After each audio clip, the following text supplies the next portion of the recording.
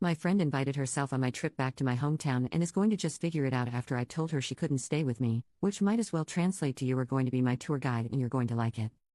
My 21F US friend group is pretty diverse and we've all visited each other's home countries in the past 2 years. We either stayed in a hotel or a family home, depending on space. I'm going to my home country for 2 months and a half in the summer. All of my friends have known since Christmas pretty much, and all of them know it's not an open invite like usual because I'm not going for fun. I'm spending my time there with my family and I'm going to be busy with my fiancé finalizing everything wedding related. So, my friend, 21F, decided that she didn't want to go home for the summer, instead wanted to come with me and decided that she'll just stay at my family home like before. I told her that it really won't be a good time, plus, we're not opening the family home for anyone outside of family this year, for a very good reason. Instead of accepting that, she asked about my other accommodations. I told her they're in use and not available. I didn't offer a hotel, and from the way she's been talking, she can't afford one right now. So instead of giving up, she said that she can just go there and figure it out then, which in my opinion translates to I will fly there and make it your problem so you have no choice but to accommodate me. I told her if she does that, she'll have to truly figure it out on her own because I'm not budging or folding. She laughed it off and told me that obviously because she didn't mean it like an ultimatum. I asked her if she's okay, if there's something going on at home or with her personally, etc., because it's not like her to do something like this. She said everything's good. I, however, feel like I'm stuck.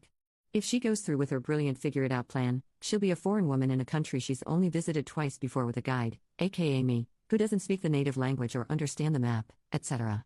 I can't leave her alone no matter what I warned her I'd do. Advice, please. Update 1. So I took the advice and sent her a long text copy-pasted from one of the comments with just a few things changed up. Then I sent another text to my friends' group chat just to make sure again that they know it's not an open invite, and then I wrote out why I'm making sure and what's been said between my friend and I.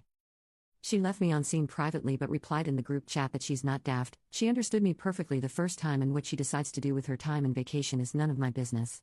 I told her that she should stop making it my business then and stop telling me about her summer plans altogether if it involves my home country. She replied that I don't have a claim to the country, and that my family's reason for not opening up our home is stupid and that we need to get over ourselves because it's not the second coming of Christ. I told her she's free to her opinion just like I'm free to mine and that in my opinion, she's acting like an entitled brat. If anyone's wondering, what she perceives as not the second coming of Christ is my eldest brother and his wife welcoming their second baby in mid-July and my parents, my other older brothers, and I being the village that we are and helping them. So no guests or visitors are allowed outside of our immediate family while my sil heals and she and my brother adjust, per their request. Update 2, 1 month later. Right, so, I was asked to update when I made my first post, and I thought I would if she did end up coming after August/September. However, things ended up happening much sooner. We didn't talk for nearly 2.5 weeks after my last text, and I didn't see her much at Hangouts since she was mad at the rest of our friends as well. They didn't exactly take sides, but they did point out that her plan was plain stupid. Anyway, she ended up coming to one of the girls' place for a group dinner, and we had a private-ish chat. She finally opened up about why she's acting like that and, as it turns out, she has a huge crush on one of my brothers and was hoping she'd get him alone this summer and shoot her shot with him. It's annoying, but I've been used to having friends having crushes on my brothers and my dad my whole life, so I just let her talk. She admitted that she has been sending him DM on IG trying to get to know him, but he's been politely cordial at best and ignores half of her texts. Then she started asking me about him, about his dating history, which had me disgusted because he's bi and she wanted statistics on if he's been more into girls or guys so she can figure out her chances and then asked me to help her out. She gave me examples of moments that happened on our last trip with me and my brother, dancing/water fight/karaoke/etc., that I could help her recreate with him, which is just disturbing because she made my brother, I sound romantic and it just helped multiple my disgust. When she was done, I told her that she needed to come out of her fantasy and back to reality. She was starting to creep me TF out. I told her that the fact is that my brother isn't shy. If he was interested in her, he would act like it, and him ignoring her speaks volumes.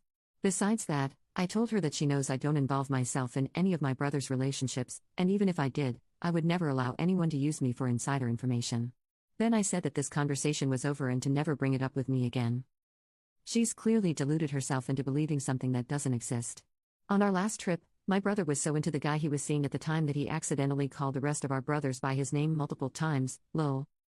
Anyway, I've cut her off completely, and with everything that's happening right now, she got scared of traveling and dropped her plans, which she told my friends. It sucks to lose her as a friend since we were close and all that, and I don't know how it'll affect the group yet, but shit happens and I have too much going on to dwell on it right now.